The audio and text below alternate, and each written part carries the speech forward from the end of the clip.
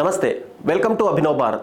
కూటమి ప్లాన్తో ఏపీలో తిరుగులేని విజయాన్ని అందుకున్న చంద్రబాబు తెలుగుదేశం పార్టీని మరింత బలోపేతం చేయాలని ప్రణాళికలు వేస్తున్నారు. ఇంత గొప్ప మెజారిటీతో అధికారం చేపట్టిన తర్వాత ఇంకా బలోపేతం చేయడం ఏంటి అనుకుంటున్నారా? బాబు గారు పార్టీని బలంగా తయారు చేయాలనుకుంటున్నది ఆంధ్రప్రదేశ్లో కాదు, తెలంగాణలో. ఏపీలో గెలుపు తర్వాత పార్టీ పరంగా చంద్రబాబు ఆలోచనలన్నీ తెలంగాణలో ఎలా మళ్ళీ టీడీపీని రేస్లోకి తీసుకురావాలనే ప్లాన్ చుట్టూనే తిరుగుతున్నాయని ఆ పార్టీ వర్గాలు అంటున్నాయి. ఒకప్పుడు ఉమ్మడి ఏపీని ఏలిన పార్టీ, తెలుగు నేలపై పుట్టిన పార్టీ ఇప్పుడు ఏపీలో అధికారంలో ఉన్న తెలంగాణలో మాత్రం పార్టీ దాదాపు భూస్థాపితమైపోయింది. మొన్నటి అసెంబ్లీ ఎన్నికల్లో ఏపీలో అధికారంలోకి రాకపోయి ఉంటే అక్కడ కూడా పార్టీ పరిస్థితి డిఫరెంట్గా ఉండేదనేది ఒప్పుకోవాల్సిన వాస్తవం. ఏపీలో అత్యంత క్లిష్టమైన పరిస్థితి నుంచి తేరుకొని ఊహించని విధంగా బౌన్స్ బ్యాక్ అయిన చంద్రబాబు ఇప్పుడు అదే నమ్మకంతో, అదే ఆత్మవిశ్వాసంతో తెలంగాణలో కూడా పార్టీని బలోపేతం చేయడంపై ఆలోచిస్తున్నారట. వాస్తవానికి ఇప్పుడున్న పరిస్థితుల్లో తెలంగాణలో పార్టీని బలోపేతం చేయడం కష్టమైన పని.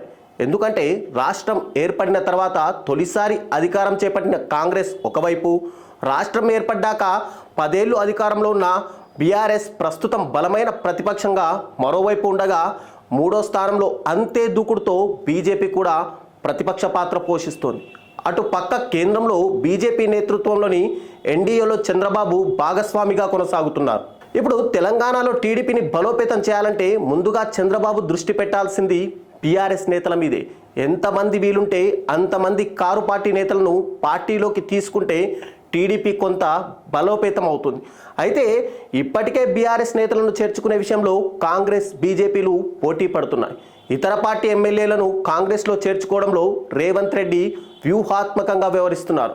ఇదే సమయంలో ద్వితీయ శ్రేణి నేతలను చేర్చుకోవడంలో బీజేపీ సైతం చొరవ చూపిస్తుంది. ఇలాంటి పరిస్థితుల్లో చంద్రబాబు పూర్తిగా తెలంగాణలో పార్టీ మీద దృష్టి సారిస్తే ఎంతో కొంత ద్వితీయ శ్రేణి నేతలు టీడీపీలో చేరే అవకాశం లేకపోలేదు. అదే జరిగితే బీజేపీకి నష్టం. అలా కాకుండా గెలిచిన ఎమ్మెల్యేలు అయితే ఇప్పట్లో టీడీపీని నమ్ముకునే అవకాశమే లేదు. అంటే ఇప్పటికిప్పుడు టీడీపీ తెలంగాణలో బలపడాలంటే చాలా కష్టమైన పని అని అర్థమవుతూనే ఉంది. అయితే ఇక్కడి ప్రభుత్వం పైన, పనిలో పనిగా బీఆర్ఎస్ నేతలపైన విమర్శలు చేసేలా కొంతమంది నాయకులను చంద్రబాబు పార్టీలోకి ఆకర్షించగలిగితే మాత్రం ప్రస్తుతానికి టీడీపీ ఉనికి తెలంగాణలో మొదలయ్యే అవకాశాలున్నాయి.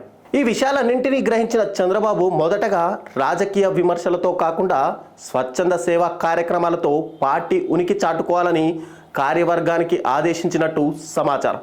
గురువారం జరిగిన పార్టీ పొలిట్ బ్యూరో సమావేశంలో తెలంగాణ నేతలతో చంద్రబాబు ప్రత్యేకంగా భేటీ అయ్యారు.